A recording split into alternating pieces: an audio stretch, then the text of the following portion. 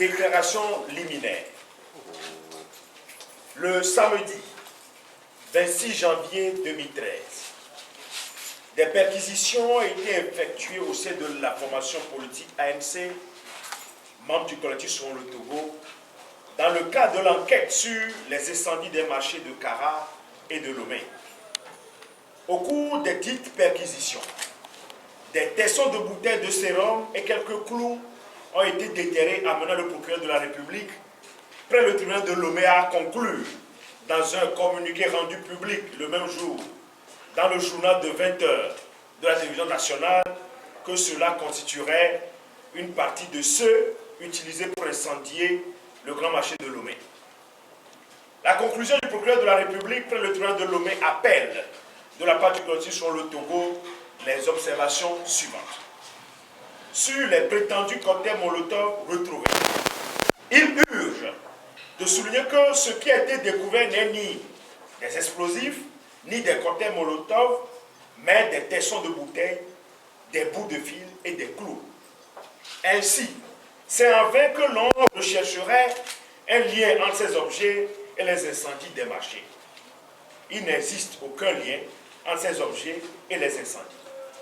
Il s'agit, une fois encore, des manœuvres de diversion en cours, des montages grotesques savamment orchestrés visant à détourner l'attention des populations des vrais auteurs et commanditaires des incendies en cause. Sur les déclarations des jeunes interpellés, les incohérences contenues dans les déclarations des jeunes instrumentalisés, manipulés pour incriminer et déstabiliser le collectif sur le Togo sont manifestes. Ces incohérences n'échappent à personne et mettent à nul les montages grossiers et fantaisistes du régime. Nécessité de rappeler les 12 questions du CST. Il n'est pas superflu de rappeler les 12 questions du collectif sur le Togo qui sont restées sans réponse jusqu'à ce jour. 1. Où étaient les agents chargés de la protection du bâtiment quand, aux alentours de 21 heures, des jeunes portefeuilles, sentant une odeur de fumée provenue du bâtiment, sont allés au poste de gendarmerie du Grand Marché et n'ont trouvé qu'un seul agent en place. 2. Pourquoi ce n'est que bien après 1 heure du matin que les pompiers et les forces de l'ordre se sont-ils rendus au Grand Marché alors que les propriétaires des magasins alertés avaient déjà rallié les lieux à partir de 23 heures. 3. Pourquoi l'incendie a-t-il commencé au rez-de-chaussée puis s'est subitement propagé au 2e étage de l'immeuble avant de toucher le 1er étage et en plusieurs foyers? 4.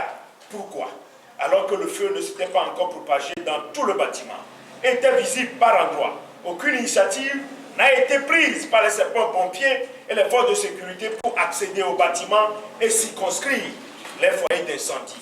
5. Comment de simples individus auraient pu avoir accès au bâtiment fermé à clé à 18 heures et gardé par des agents de sécurité de l'épave et des forces de l'ordre? 6. Pourquoi nos frontières sont-elles restées fermées aux pompiers ghanéens mieux équipés durant plus de 3 heures pour des raisons de formalité d'entrée de leur véhicule à Lomé, alors même que ce sont les autorités togolaises qui les ont sollicités pour une urgence? 7. Pourquoi les engins de la brigade motorisée ont-ils été tout simplement dégagés de la rue adjacente au bâtiment incendié qui leur servait de parking? 8. Qui a des intérêts dans la filiale togolaise de Nestlé? Et pourquoi a-t-elle fait évacuer tous ces marchandises du bâtiment principal quelques heures avant le déclenchement de l'incendie? 9. Comment comprendre les déclarations rassurantes de la directrice de l'EPA sur la télévision togolaise, première chaîne TVT, la journée du drame, tendant à faire croire qu'après l'incendie du marché de Kara, toutes les dispositions sont prises pour qu'un tel drame ne survienne pas au marché de Lomé? 10. Pourquoi aucun ministre ni aucun responsable de la sécurisation du bâtiment n'a été officiellement auditionné pour les besoins de l'enquête? 11. Si l'on en croit les dires d'un sapeur-pompier ghanéen, ce serait une importante quantité de kérosène qui aurait provoqué et alimenté cet incendie. Qui au Togo a accès au kérosène, un carburant hautement inflammable, que les enquêtes ont révélé comme ayant été utilisé en 2005 lors de l'incendie criminel qui a ravagé l'Institut Goethe de Lomé? 12. Pourquoi aucune information officielle n'est portée à la connaissance de l'opinion nationale et internationale sur l'arrestation d'un sergent de l'armée togolaise qui a tenté curieusement de mettre le feu à la station d'essence MRS 6 en face de la cantine de l'aéroport de Lomé. Eu égard à tout ce qui précède, il y a lieu qu'une enquête internationale indépendante soit diligentée afin que les causes des incendies soient déterminées et que les responsabilités soient situées. Appel à la communauté internationale. Devant ces nombreuses interrogations, auxquelles les autorités togolaises n'ont apporté aucune réponse, mais en se livrant plutôt à des interpellations rocambolesques en cascade, il est plus qu'indispensable que la communauté internationale sorte de sa réserve pour soutenir la demande d'une enquête internationale indépendante formulée par le CST. Le Quartier sur le Togo demande solennellement à la communauté internationale, notamment les Nations Unies, l'Union européenne, l'Union africaine, les États-Unis, la France, l'Allemagne, le Royaume-Uni et l'Afrique du Sud, de soutenir techniquement et financièrement la dite enquête internationale indépendante.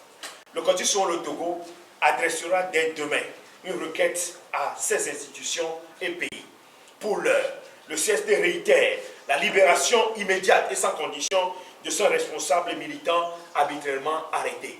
Peuple togolais, par ta foi, ton courage et tes sacrifices, la nation togolaise doit renaître.